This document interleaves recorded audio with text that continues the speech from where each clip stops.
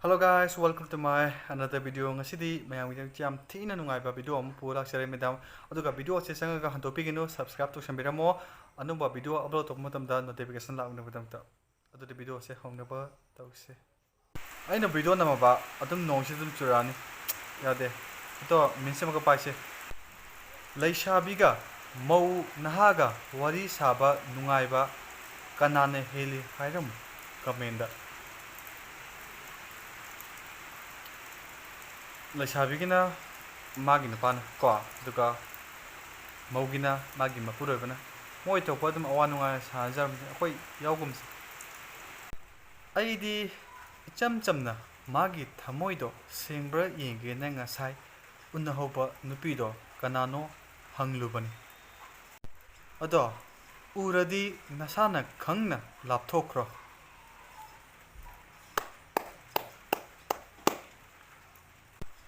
Sumba sayang kaya kaina ki basu konggaya mani natra mayam aduna sayang se yaringai yam singna ko tawbiyo kaina ningdadi tawbiro no mayam ade video sem hongna bum tanjat lobjege video se ahan boina amtam paikasege mayam nungai breng biyo nungai ragadi ai channel sibu subscribe to kawbiragano matung taba video sing upload tropda khangna paidamakta adudi video se horse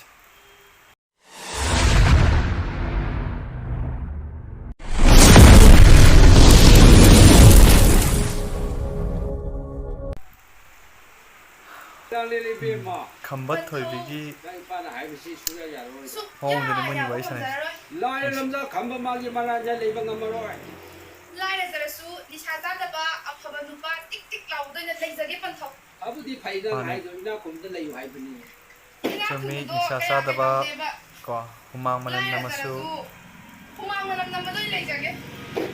bagi nang lili bi mai pana pamaga nang haidoro po si taiwan ni isna puja seliko panthau namongidi aina muktang lephrabadi lore pana haisi nang yaroi suk ya banga sunang ngamoi ko suk ngam hengam zaroi ai lamja khamba de leyu si nang ngamaroi leirage khamadale leidoise khambane hai kan yare isti matang sida ina hanjining badi khogi amaga or mapaga masaga yamna understanding amaga mari laina ba male aduga masana paam balami duda tum thabi ba khoi ngamme haidana thingba thambi da ba aduna tungda nungai ta ba khudong thiba ke ama tholopa yabe gi sa sam lai haijining ani shuba video mo mayam yeminase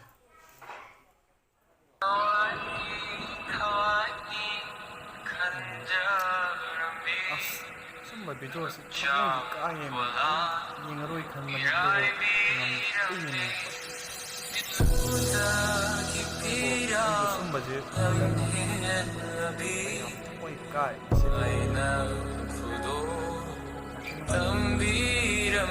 lapada selfie masama tahuriside aduna khoigi nupi bisingda nungsiba hai basic kari no khangaba mikupta aiga maga mari thamnau haibase asidang haijaninge ahumsuba video mo yengse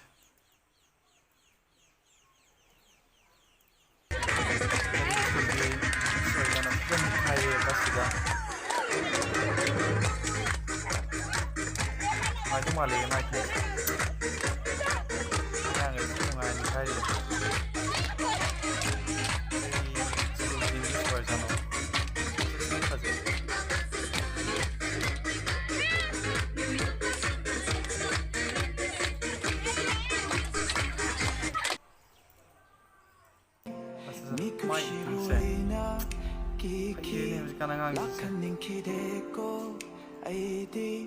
nang nalap na chutki bada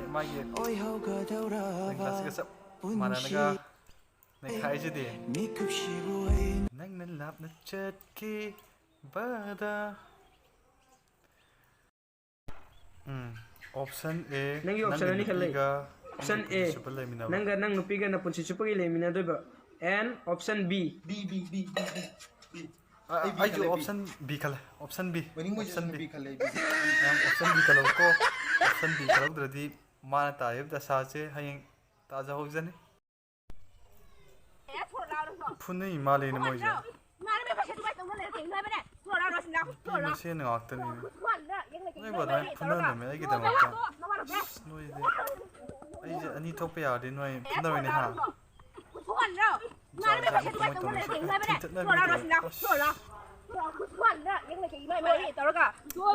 phunna ne me noi bo ja ni tawri sing se yengona san de si leire thawi ji som yang ko kana ne phole ba sina post kong ji da ma tu ne san thoi ji yang one si san thawi kupun je som yang ko thawi je kari no hai tawri si bo yang mani si thawi san ma pu do yai nangi kupun to yai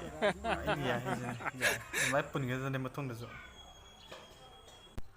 The inspires to the cost to this to is to post west. Oh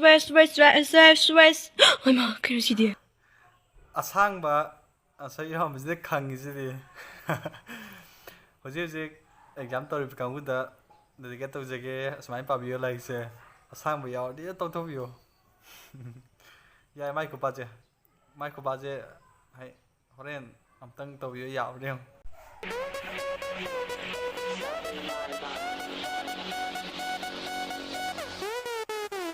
on thor pada mai ni pilem ji de nu pa nang da sa ta da as jawbra smai to ba mi jawbra on thor pada ek khang ba nanga ma kaina ba gi da mate ke do kapsa runi ke nanga ma kaina ba mai chak ti chan thau sa gi isai ani khak ta gi da lo re se acabó free drinks mane kaina ba hai ba sidi akhoi mioi be ge haksang da adum toina ga la pa posak amani aduna kaina ba hai ba sidi soidrabani nuksina ba khodimak loina thungna gani ha ba di leite adubu ai ga ma ga understanding leina takanda kaina ba hai ba to oi bane aduna awaba sing saning thidagi sei amon taraga awaba do khajitang oi su ko prengo habdo napasina haning ba male aduna saning thauja yam phajabani sei dana mayam tang taraga yengbiyo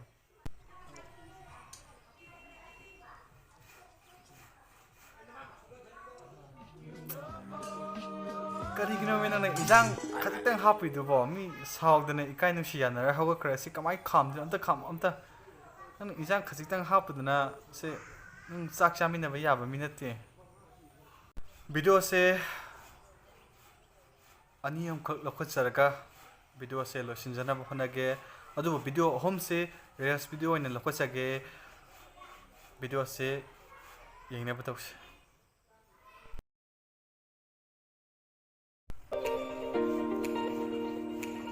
wa kufajaje thamba nata sat pane mem mafam se khambi ba ga di comment section da bi ramo em da sage ado khoirom da sulai adu ba khoirom da ya pak sat da boi tri ko amti fajare kang matam ne jik se na sat ta di hora man fajaje ubira banangna kari gumba aigi thamoda leiri base nambu nungshibagi mami se nambu khanjari ba aigi tause lepige nai tom sati aina usisi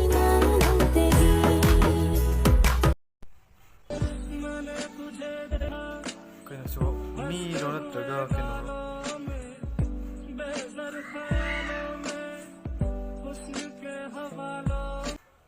mi ni ne ai de asaba mi malure duga pajana naga soroga thingba mi malure duga pajana naga soroga thingi le pijri male ya male karam ning singu hai bano no mata su kau draba na ha si bai basina sham khamdare kau gi khan basu ngamde se dialogue to ꯐꯖꯩ ꯐꯖꯩ ꯑꯔꯣꯏꯕ video ꯌꯦꯡꯃꯤꯟꯅꯔꯁꯦ ꯌꯦꯡꯉꯁꯦ